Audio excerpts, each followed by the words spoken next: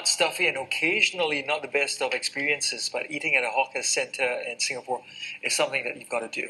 And it's hard to imagine the country not having a hawker center, but this could soon be a reality.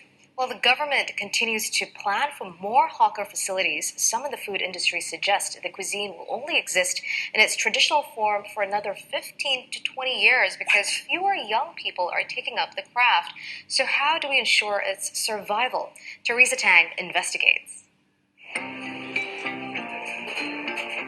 29-year-old Catherine Ong knows how to dish it out. 400 to 500 bowls of this pork rib dish, or bakute, are served here every day. But she had to put her passion for design on hold to help with the family business. It started with my grandparents. They used to be a pig farmer with a lot of knowledge of pork, and they started to experiment on this dish, bakute. Working in a family business, in F&B business, very long hours and tiring. Traditional food, there's a lot of hands work and every steps have to be taken care well of. But for me, I'm very passionate about this dish and it followed me since young. So I want to keep this tradition and let the next generation taste this food. The faces are different, but the story is the same. Since 1954, Rumah Makan Minang has been courting customers with their dishes, a tradition being kept alive by this man in the heart of Singapore's Malay Heritage District. I've seen like a lot of those local businesses, like especially in hawker, they close down because the generation doesn't want to take over and all that. Then, it's hard for me to find good food outside.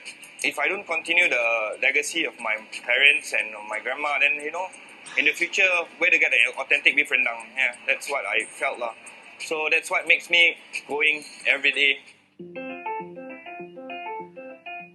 It's a restaurant started by his grandparents, housed in a humble roadside stall. Hazmi admits it was difficult leaving his airline job to continue the family legacy. So when I came back, I was forcing myself to come back, but, I felt reluctant. But in the end of the day, looking at my mom and dad's strength, they are quite tired and you can see that they are pacing down. So I told them, okay, why not? I will continue whatever that you guys have, created. Singapore's National Environment Agency currently manages and regulates 114 markets and hawker centers in Singapore. It has plans to open 20 more. Over the last 5 years, the stall occupancy rate has been more than 97%. But observers say those numbers don't reflect the interest of the next generation. They believe hawker cuisine, as it's traditionally known, may be a thing of the past in the next 20 years. A lot of the younger people are not willing, the younger generation are not willing to take up the stores, the business from their parents. And we see a lot of parents closing stores, old hawkers closing stores without somebody taking over, and their recipes are lost forever. A lot of our hawkers are quite aged, they are 50 years and above, and sometimes they really do not have anyone to pass the business down to. Hawker food will most likely change the form in terms of what we are familiar with. It may appear in the food court, in the restaurant, or in an air-conditioned shop. And that is exactly what is happening. Hazmi and Catherine both turning to collaboration as a solution and bringing traditional food into some unconventional spaces.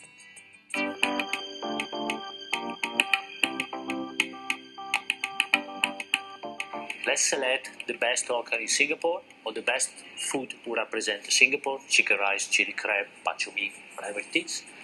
And we went to them. We break through, we discussed with them, and we say, let's do a collaboration. Let's don't compete. Let's do a collaboration, bring the feel, bring the heritage into a 5-star hotel.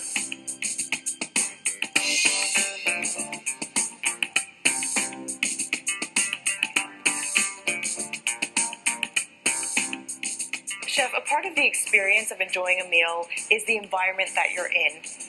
We're going to be enjoying hawker food, but this is not a hawker center. Yeah.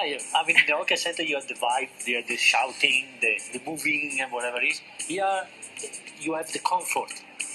You have a little bit more of the seating, the aircon, the lighting.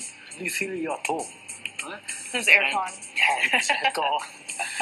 But at the end of the day, you have the same. The authenticity, the dishes are there. Okay, so show me a couple of dishes that I know one of your chefs said it reminds him of his mom's This cooking. one. Okay, this one is a braised pork. Very simple. It's braised for a long time. A girl which is working with us, the name Nadine, this cooked by father. And she told me the mother cannot cook. So the father used to cook it. And that's the recipe? That's close the to recipe. It? Okay. So she brought it with them. She gave it to our chefs, Long Jiao and a few other people we have, and they cook it. We try to do it simple, without complication, and we try to do it authentic as possible. And I think that's the secret. Authenticity, real dish, which is cooked with passion and love, and keeping in mind the childhood and keeping in mind the origin where we are in Singapore.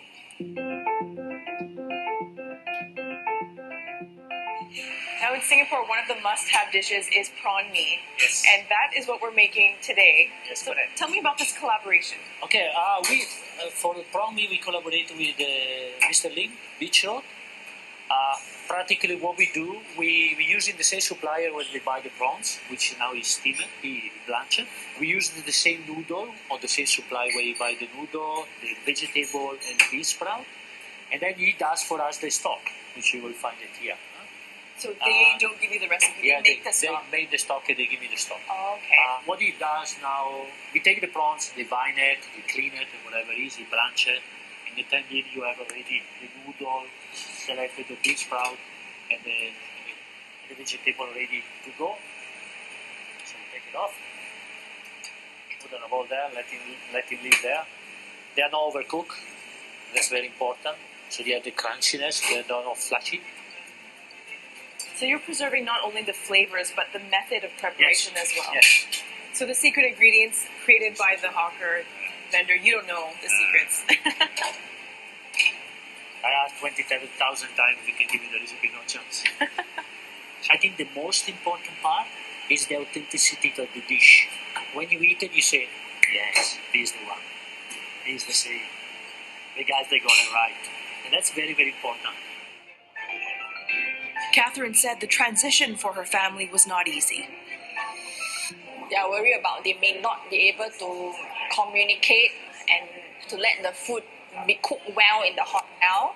But no worry that I joined them. So, and I've been here for 5 years. I've been learning in the kitchen, so I can have the skill to translate all this tradition to the hotel.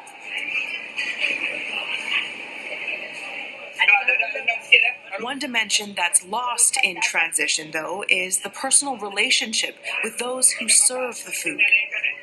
You know, sometimes hawker food is not only about the food itself, but the surroundings, the connection you build with the hawker. Like for me, I'll go to the same wonton noodle store every time, and the auntie will recognize my face. She knows my order. There's this connection there. I go there and she knows what my order exactly is. You will not get that kind of connection, that relationship, perhaps in a more high-end restaurant or hotel. Still, the hotel says the pork rib dish was an instant hit with guests. The beef rendang, too, a fast favorite, despite the price tag being up to 3 times more expensive at the hotel. Chef Franco says he sees local, multi-generational families coming in to enjoy traditional hawker fare, an encouraging sign they may have found the recipe for its longevity.